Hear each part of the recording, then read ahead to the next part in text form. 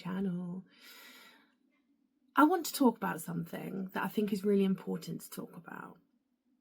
We currently live in a world that is obsessed with healing the feminine energy. We talk about vulnerability and we talk a lot about intuition. As an Irish woman with Celtic Irish roots and ancestry, I 100% support that.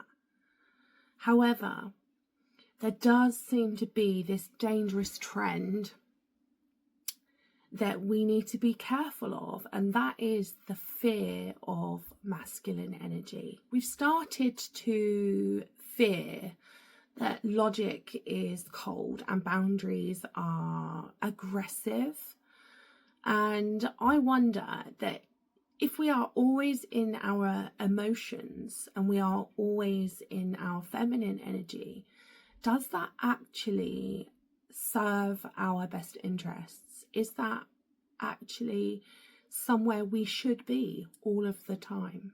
Today, I just really want to invite you to wonder why we are so afraid of our masculine energy and whether or not tapping into our masculine energy is one of the highest forms of self-love. So if we use the analogy of a river, the feminine is the river. It's life, it gives life, it flows. The masculine is the banks. These are the structure of the river. Right. If we didn't have those banks, then the water just becomes a flood.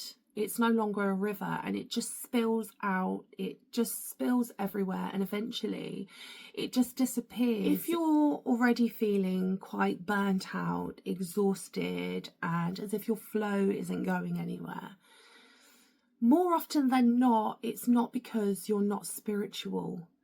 It's not because you're not spiritual enough. It's because your banks are crumbling.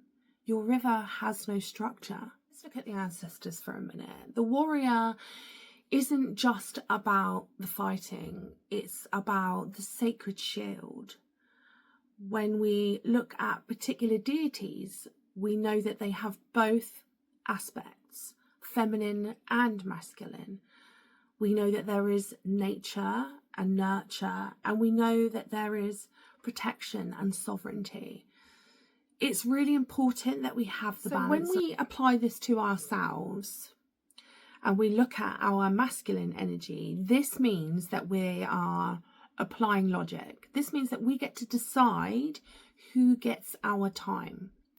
So when I'm talking about these energies, masculine and feminine, I am talking about our interpersonal, our personal experiences of these energies.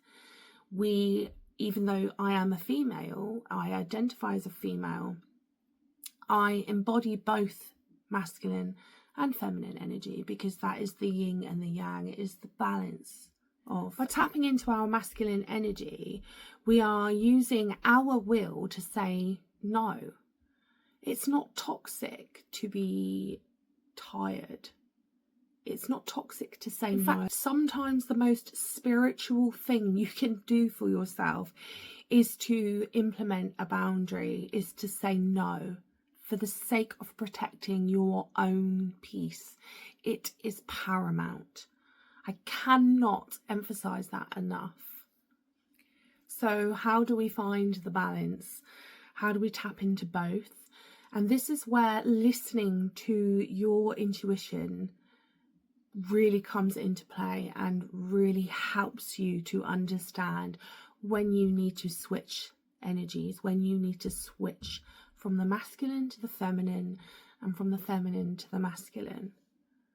So your feminine is your creativity, it's your dreams, it's your connection to the earth. Your masculine is your business, it's your schedule, and most importantly, it's your safety. If you try to protect your business and your family using only flow, you will fail. You need iron in your blood. You need iron in your blood to protect you, to hold the spirit of your soul.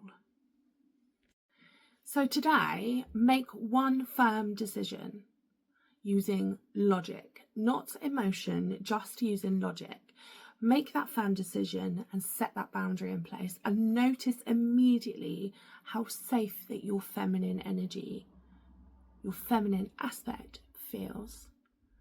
This isn't about comparing man and female, man and woman, male and female. This is, when we talk about masculine energy and feminine energy, we are talking about two energies that bring very different and very unique gifts. They bring very unique properties. They are not equal, but together they make one whole. It's important that we distinguish this concept that there is around masculine energy being man. It's important that we are able to, on our spiritual paths and on our pagan paths, recognize them as two energies. There is only one you, and you are far too precious to allow anyone to trample all over your energy just because you don't have a fence. I have an abundance of tools within my shop, Apothecary, that can help you stay grounded and implement this proper protections. But the work begins with you. I just want you to ask yourself, which side of your scales feel heavier? Don't forget to hit subscribe or the bell so that you don't miss any of these videos, and you will get notified when I release another one. Remember that you are the river, but you are also the banks. Let's discuss it in the comments. Take care. Bye.